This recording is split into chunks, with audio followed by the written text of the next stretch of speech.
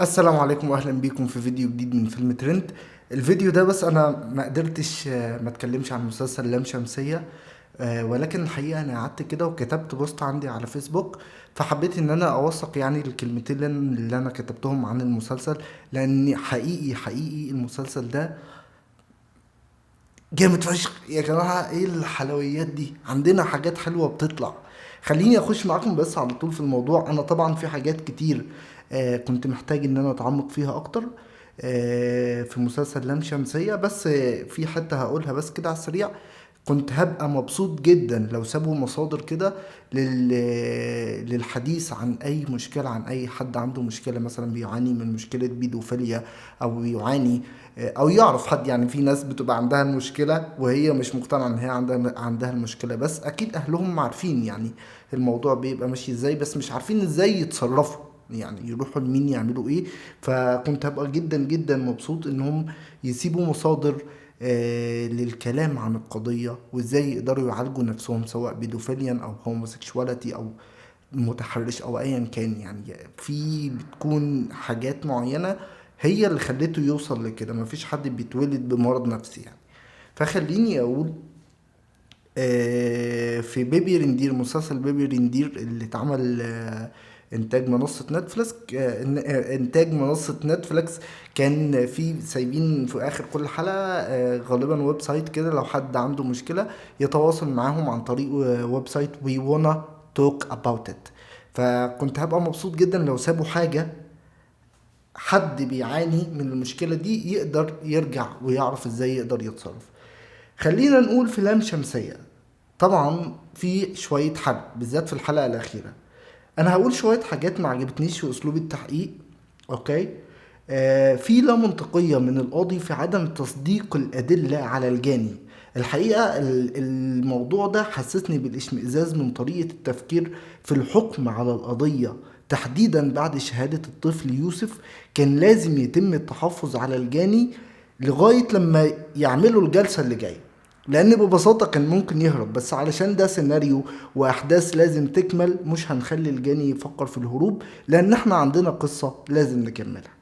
وكمان المستشار القانوني اللي مش مقتنع بالأدلة اقتناع شخصي أو اقتناع تام، مع إنه معاه أدلة على جرائم تانية لأشخاص تانيين، بس طالما الأدلة دي مش على يوسف يبقى لأ، الراجل تمام وما عندناش أدلة كافية يا جدعان. وغير إن لو حتى مفيش يعني أدلة مسجلة ديجيتال، فهل ده بينفي التهمة على الجاني؟ طبعا ده كلام خزعبلي يعني. لان في اكتر من شاهد على الجريمة وفي طب شرعي، كل ده مش معقول ان انت ترميه في الزبالة. ومش معقول كمان ان شهادة رباب انها تكون هي الناصف القضية، تكون يعني اللي جابت نهاية القضية، لان في اسباب تانية كانت هي ناصفة للقضية. فلكن اللي اتعمل ده، وان رباب تكون هي الناصفة القضية بالادلة الديجيتال اللي معاها، بكل تأكيد ده كان لاسباب درامية. اوكي. في الحقيقة كان لازم نمنطق الأمور أكتر من كده. الكلام ده لمريم نعوم. أوكي. نتكلم بالنسبة للأداء التمثيلي. أحمد السعدني أنا كنت شايف إن هو ضعيف شوية، وأضعف حد في الكاست، لأن الكاست كان جدا خرافي. ولكن انا عندي اسباب. اولا، احمد السعداني كان بيلعب دور اب، ففي صفات معينة كان لازم تكون موجودة في الشخصية دي. اسلوبه في الحكي والتعبير عن مشاعره مفتقدة للقوة الأبوية. نبرة صوته كانت ضعيفة جدا. محدش بيمثل وهو بيوشوش يا جماعة يعني. الضعف والوشوشة مطلوبة يعني، مش لكن يعني علشان هو إنسان بكل تأكيد، فأكيد هيكون ضعيف بيوشوش شوية، بس ما يكونش هو ده الطابع الأغلب على الشخصية اللي هو كان بيقدمها. أوكي. نقدر نقول ان السعدني كان محتاج ان هو يذاكر اكتر من كده، بس اجمالا طبعا كان مقبول. لمس على الشخصية بشكل غير منفر، وكان جدا جميل يعني، واموره طيبة، بس كان محتاج يذاكر ويشتغل على نفسه اكتر من كده في تقمص الشخصية اللي كان بيلعبها. نيجي لشخصية نيلي بطل قصتنا في الاداء التمثيلي. طبعا حبيت جدا، بس هرجع واقول انها بدأت الشخصية بحدة غير طبيعية، وابتدت تهدي الريتم مع تطور الاحداث.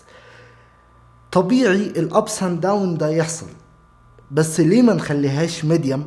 لان كان في مشكلة بتحصل، بعد كده نعلى ابس، بعد كده ننزل داون شوية، علشان خلاص ابتدينا نهدى بقى ويكون في ادلة وهنعرف ناخد حقنا.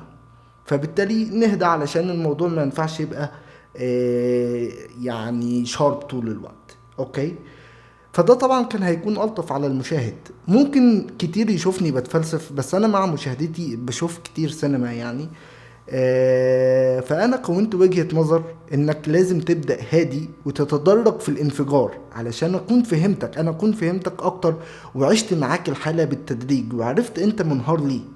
يعني انت لازم تديني اسباب تخليني اعرف انت منهار ليه، لكن ما تجيش في اول حلقه تنهار وتولع الدنيا وانا مش فاهم ايه اللي بيحصل يا جماعه. يعني الموضوع ايه، محتاج تمهيد. ولكن لا شك انها افضل اداء تمثيلي نسائي في العمل، ولكن بكل تاكيد بعد الحبيبه يسرى اللوزي. اوكي، ممكن كتير يكون شايف ان يسرى اللوزي هي كانت يعني طول الوقت شخصية سلبية، بس يسرى اللوزي عملت عكس أمينة خليل. يسرى بدأت بهدوء مريب فتح عقلنا هي ليه بتعمل كده، يعني هي ليه بتعمل كده، وبالتدريج ابتدينا نفهم خلفيتها وهي جاية منين، هي بتعمل كده ليه. حقيقي يسرا اللوزي كانت جامدة بشكل مش طبيعي، وانا حقيقي بحبها يعني على المستوى الشخصي ومستوى التمثيل، بحب لها افلامها، اغلب اعمالها اي عمل بتبقى فيه يسرا اللوزي انا راشق يعني صباح الفل. خليني اقول برضو، طبعا انا بقرأ من التليفون علشان السكريبت بس ما يكونش فيه حاجات تايهة وما اقعدش تهته كتير، لان انا مش هعرف اعمل اديتنج. بس ده مش موضوعنا. محمد شاهين، عايز اتكلم عن محمد شاهين، ولكن انا شهادتي في محمد شاهين مجروحة لانه ممثل عظيم لابعد مدى. شاهين مذاكر ومراجع، وباين جدا انه اتفرج كتير وقرأ كتير وقابل بيدوفيليانز حقيقيين علشان يعمل اللي عمله ده. بجد اداؤه كان جامد جدا جدا جدا. لو ما نتكلم عن اداء الاطفال، محمد شاهين طبعا خلاص يعني انا شهادتي فيه فعلا مجروحة، لان محمد شاهين عمل ادوار قبل كده يعني تأهله انه يعني خلاص اثبت لنا ان هو ممثل تقيل جدا وبيعمل الحاجة بحرفية عالية. نيجي للاطفال الحقيقة انا ما اقدرش اقول عليهم انهم جامدين جدا، لان اللي طلع الاداء ده منهم، اللي طلع الاداء من الاطفال تحديدا الطفل يوسف، هو كريم الشناوي مخرج العمل. الاطفال دي لو مع مخرج تاني مش هي يعني مفيش مخرج هيعرف يطلع منهم ربع الاداء اللي طلعه كريم الشناوي في لام شمسية، لان هو اللي بيفهمهم الشخصية وهو اللي بيذاكر لهم يعتبر. كريم الشناوي برافو عليك جدا جدا، شابو يا صديقي. بس يا اسطى انت بتربكنا مع الحضور ليه؟ احنا مشاهدين على فكرة. ما اللي يطلع بره المحكمة يطلع يا عم الحاج، وسيب الكاميرات جوه، انت عايز توترنا وخلاص. بس حقيقي برافو عليك كمخرج، تحديدا مشاهد المحاكمة. انا حسيت ان انا بتفرج على تريال اوف ذا شيكاغو 7، الفيلم اللي اخد اوسكار. يا نهار ابيض، ليه كده؟ خلينا بس نكمل بس حتى لو بقى ده ضعيف. اوكي خلاص انا قربت اخلص يعني. بس حقيقي يعني خليني اقول برافو لكريم الشناوي. وطبعا عايز اختم بنهاية المسلسل بأغنية اسلمي يا مصري أنني الفدا دي يدي إن مدت الدنيا يدا.